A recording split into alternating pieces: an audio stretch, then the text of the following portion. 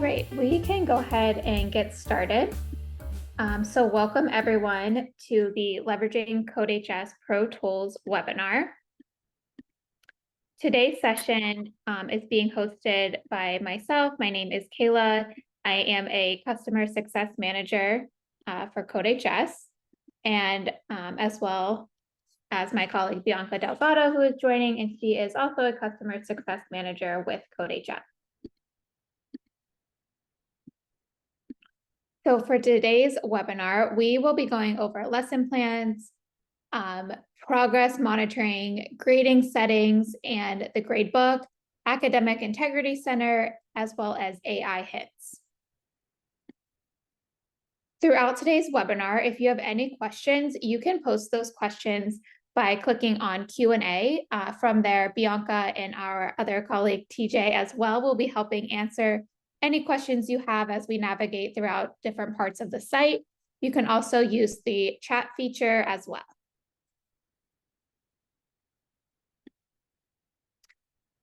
So for today, we'll drop into the chat a link to sign up. So if you currently do not have a CodeHS account, you can sign up for a free account at codehs.com/sign up. Some of the sessions and some of the different things we go over today will review features on the site. If you want to follow along, you can go ahead and sign up for an account. Otherwise, you can just watch the session without one, and you can create an account after. So getting started, what is CodeHS? CodeHS is a comprehensive platform for teaching computer science in middle schools and high schools. We provide K-12 based, web-based computer science curriculum, online and offline professional development for teachers, and a full software platform with teacher tools and resources. A comprehensive software platform. So what this means is with CodeHS, you'll receive instant feedback and a submission system, extensive grading and progress tracking tools for teachers. Everything is web-based, so there's no additional downloads or plugins needed. The first thing I'm going to go over today is lesson plans. So with every CodeHS Pro account, you will have access to lesson plans for all the assignments. That way, you can ensure that you're prepared for the start of each day, week, school year. The lesson plans are available to teachers that are using the CodeHS Pro account. And we'll drop some links in the chat too, so you can view the knowledge base articles about lesson plans. And if you have questions, just let us know. So on every Pro account, going back real quick, to access those lesson plans, you can access lesson plans by the left side navigation, clicking on assignment, lesson plan, or if you're already in your section, you can click on assignments and you'll see a magenta icon next to the lesson. That icon lets you know that there is a lesson plan associated with that lesson. Within every lesson plan, there'll be an objective, all the activities, the solution references, problem guides, vocab, handouts, if there's a textbook associated with that course, planning notes, teaching strategies. All of the videos will also have a slide deck that's associated with them, and then different modifications for English language learners, or if students need more time or less time within the course. So you will also see any standards listed on the lesson plan as well. So these are fully detailed lesson plans that you can download, you can print, you can keep track of everything you have planned for that day or that week. Within the lesson plan, there are teaching and learning strategies. So these are really helpful if you are new to teaching with CodeHS or you're looking for further ways to develop CodeHS in your classroom. So there is a lesson opener. It also has a suggested time frame as well as activities. So the activities will show you a time frame as well for how long it will take for students to view the video, go through the quiz, the examples, and then the hands-on assignments. And at the end, there is the lesson closer.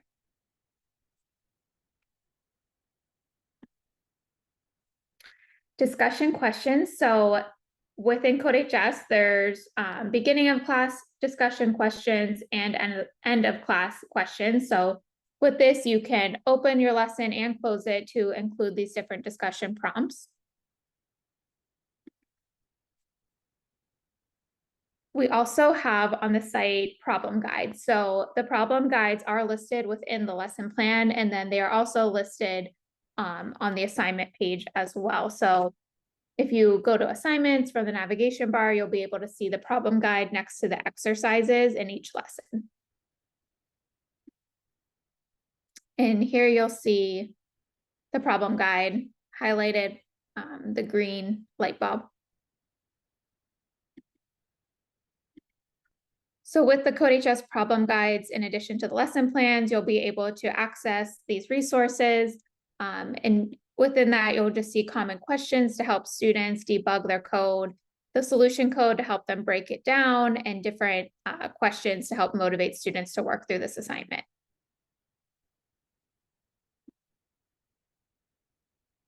Let me check the chat and Q&A. So if there's no questions, we will continue on. The next thing we'll go over is progress monitoring. So with progress monitoring, you can track student progress by assignment, lesson, module, quiz score, time tracking, history, and attendance. So progress tracking lets you see where students are at throughout the course that they are assigned to.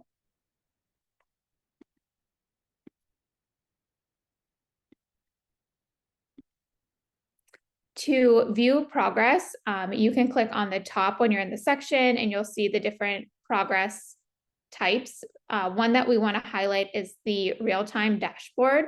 So the real-time dashboard lets you see students working through CodeHS in real time. So as a teacher, you can monitor student work, their progression, grades as they update. So this will update on the progress dashboard as well as the gradebook.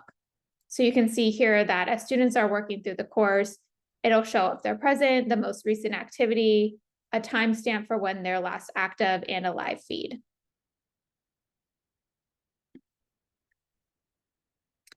Next, we'll take a look at grading, settings, and the gradebook. So with grading settings, you can access this from the top navigation when you're in your section by clicking on course settings, grading settings. So what grading settings lets you do is determine what is going to be auto-graded and what will be teacher graded. So we do have auto-graders set up in CodeHS that will automatically grade the student's code. If it's correct, it will give them a score and pass them on to the next assignment. If it's set to teacher graded, as a teacher, you'll go in and you'll review all of the students' code and give them a grade manually. If you did select teacher grade under grading settings, a great place to go to grade that student's work is fast grade. So if you are in your section on the top navigation, you would click on review. At the top here, you'll see any student help questions. And then towards the bottom, you'll see student submissions and you'll see fast grade. So to go to fast grade, you would then click on the fast grade button. And what this allows you to do is work through student submissions at a quicker pace. So you can view student code, you can view solution code, you can view when the assignment was submitted, the current score, you can leave feedback, and then there's a few icons on the far right where you can run the student's code and also view the description. So everything within one window to quickly move through all of your student submissions. And here you can kind of see fast grade in action. So as you grade each student, it automatically goes to the next student. You can create canned responses, you can view previous grades. So this is a great place if you do want to teacher grade your students' work. Canned responses can be saved. You can always edit those or remove them, but these are really helpful if you're giving students individual feedback throughout the course.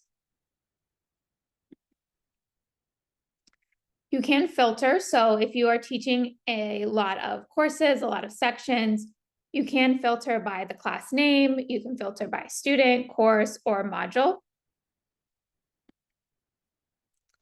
And then as you work through the students, you'll see that the remaining starts to decrease.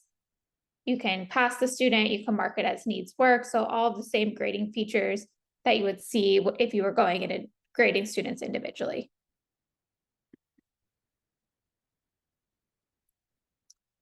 So here's how FastGrade would work. You can view the student's code, run that student's code. We can see Carol moving here, past the auto graders, and past that student's work.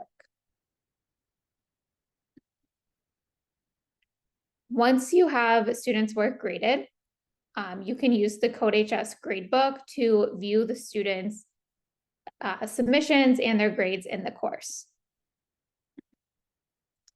To access the gradebook, you can click on gradebook on the left side navigation or at the top when you're in your section. You can configure the gradebook. So with the gradebook configuration, you can determine what is included in the gradebook. What you can choose from is if you want to include videos, quizzes, examples, exercises, challenges, free response. You can determine the display settings. So if you want to display everything in the gradebook, or maybe you're just grading quizzes and exercises. If you want to flag late assignments, so say you set a due date and the student submitted past that due date, you can check this off. That way in the gradebook, there's a little red flag that lets you know the student submitted past the due date. You can edit student permissions. So if you want the students to see a grade report on their end, you can check that off as well. And then you can determine how grades are calculated. So here is an overview of what I would see in my gradebook. I would see quizzes, exercises, challenges, badges, free response, displaying everything, flagging any late assignments, displaying a letter grade, letting my students see a grade report on their end. And then my grades are calculated based on earned points out of total graded.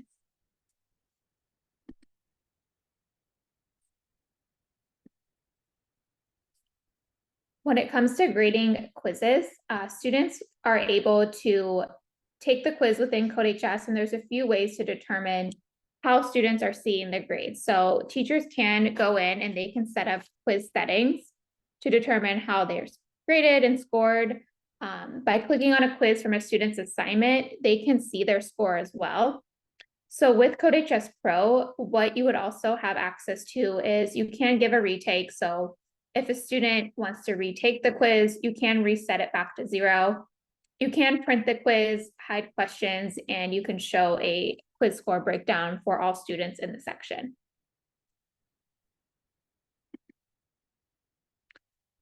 Another awesome feature with CodeHS that Pro teachers have access to is access controls. So from your navigation bar, you can go to course settings, due date plus access control. This can be done by section or by course. And what this allows you to do is determine what students are seeing as they work through CodeHS. With assigned settings, if it's marked as yes, students are seeing that on their end. If it's marked to no, students will not see that. You can also set a due date here, and then you can determine the availability. So you can set an assignment to be available, and you can also set an assignment to locked or mixed. So if something's locked, students are not able to go ahead and work through that assignment. You can also break this down by individual students. So if you have a student that is maybe working a little bit further ahead, they're a high flyer, you can go in and you can change something to available or unlock it, set it to assign for just that individual student. So you can do this from the course setting page. You can click on all students and select the student that you want to edit the course access for. And you can also do it directly from the student roster page. If something is marked mixed, that just lets you know what I'm seeing here. For example, Carol Challenges is the name of the module or the unit.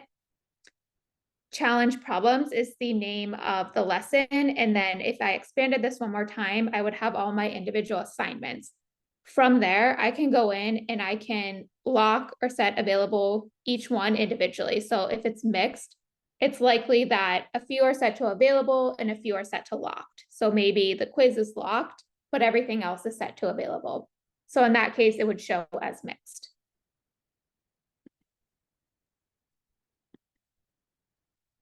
Another feature within course settings is block text setting. So with this, you can determine if you want students to be using block coding. This is available in Carol in JavaScript, HTML, and then coding and art, music, or sports. So this controls how students are using the code editor.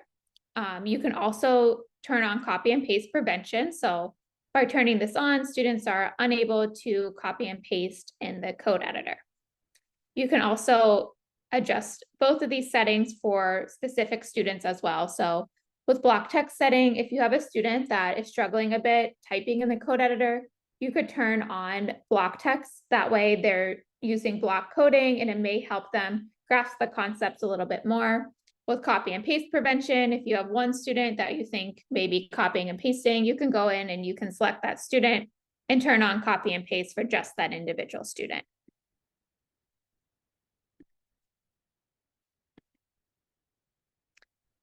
Quiz settings. So you can also edit the quiz settings from the assignment page by clicking on the configure icon.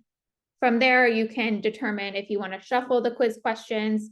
So just randomizing the quiz question order if your students are working pretty close to each other in the classroom. You can also select the number of quiz attempts. So if you want them to take the quiz once and then maybe go back and redo it before a final exam, you can change the attempts there. And you can also determine how the quiz results are displayed.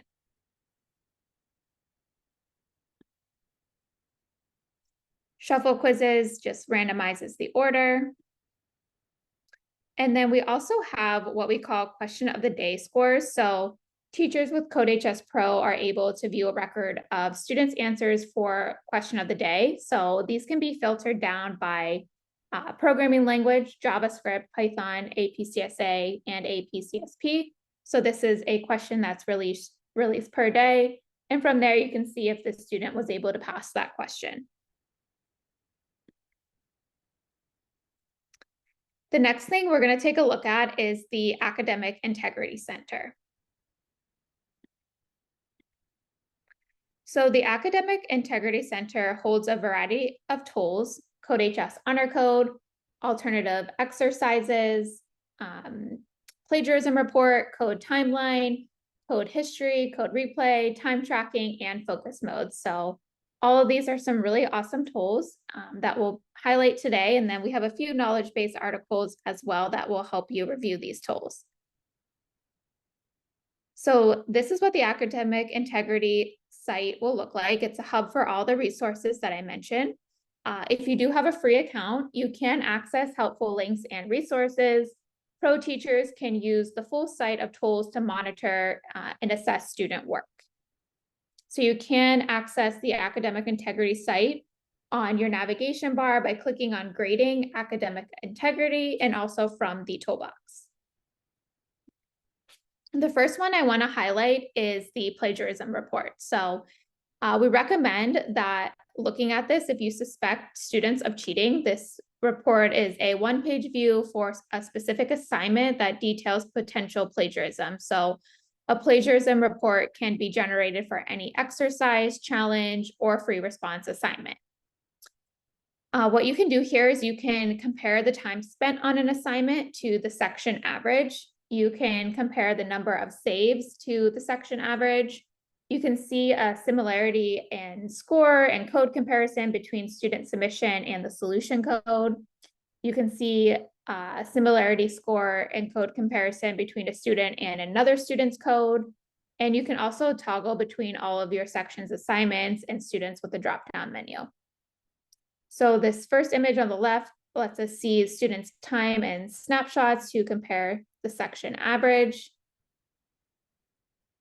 And then the other image on the right is the code comparison section. So you can see a similarity in score, which just lets you know that the code is similar to the solution. And then you can also do code replay. Another part of the site is that you're able to hide docs. So you can hide docs which are in the code editor that let kind of some helpful tips for students. But if you don't want them to go in and see those docs, you can also hide that from the Academic Integrity Hub as well.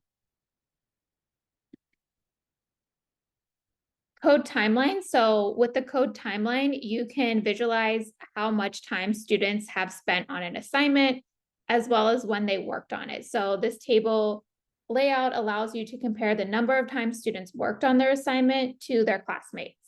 So you can see the total time spent on the assignment. The table is organized by times and dates, so it's showing when the student worked on the assignment. Each blue line represents a saved code snapshot, and you can click on one of the lines to see the code in the code window. So the code window shows the selected time shot. And you can just visualize here how much time they've spent on an assignment. The next thing would be code history. So this allows you to view all of the saved snapshots for a specific assignment.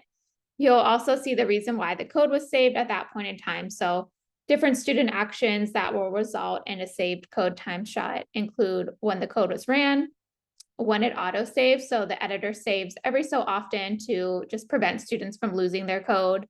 If students pasted a chunk of code, that will give you a snapshot as well. And then anytime the student presses the save button. So those are a few ways that you're getting a snapshot here in the code timeline. With code replay, you can click on play to watch a log of the student's code. So you can see step by step the student going in and typing in the code editor. If they copy and pasted, you'll see that as well. So this tool can really be used to show like how the student approached a problem and the steps they took and how they were typing in the code editor to help get to their project or program. Next, we'll take a look at time tracking. So the time tracking tool, this just helps you visualize how long students are spending on an assignment. So the image on the left, this is just a heat map of how long students are spending on an assignment in the code editor, as well as the average time. The box plot in the middle, so this is some data in the form of a box plot. You can use the arrows to scroll left and right or to see through the course assignments, the time. And then on the right, you can see a bar graph for specific assignments, and you can compare the amount of time each student has spent on that assignment. So you can switch between assignment and the course with the drop-down arrow.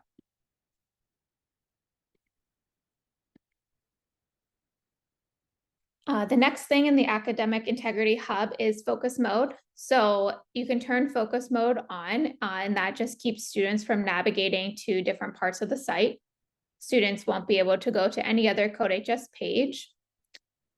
With this, it just ensures that if they're taking a quiz or an assessment, they're focusing on just that one page. They can't click around, go into past assignments. They cannot go into the sandbox program. So this can be used for preventing plagiarism as well, and just making sure that students are not cheating on any quizzes or assessments. The final Academic Integrity Hub resource we'll take a look at is the History tab. So with history, you can just scan through that student's code, and you can kind of see what their code history and journey look like. So a timestamp for when they were saving or running their code or typing in the code editor.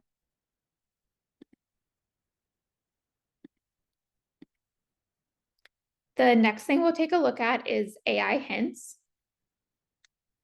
So AI hints are suggestions that identify errors in the student code, and they'll generate a suggested hint for the teacher to send to students. So this is a pro feature. We are launching a few more beta testing tools for AI to help CodeHS Pro teachers make use of AI and its effectiveness. So pro teachers they'll have access to AI hints. They can use them as a resource in their classrooms and just be able to help students debug their code. As our team continues to build out AI features, we'll have free response and HTML auto grader as well.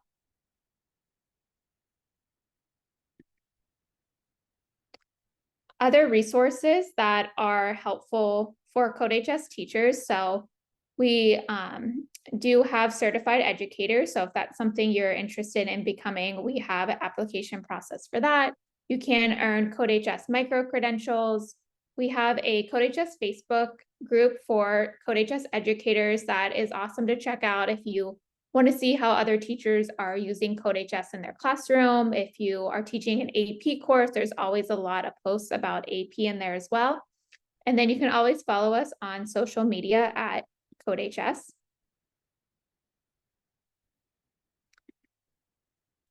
Workshop feedback. So we'll throw this link in the chat if you have some feedback for us from today's webinar session. We'd love to hear it. And then upcoming events. So we do have a few more free webinars and events happening at CodeHS. On the 30th, there will be What's New at CodeHS. On May 1st, Developing AI Literacy. And then on May 2nd, we'll have the final countdown using Pro Tools to engage students. So you can always register for these free PDs as well.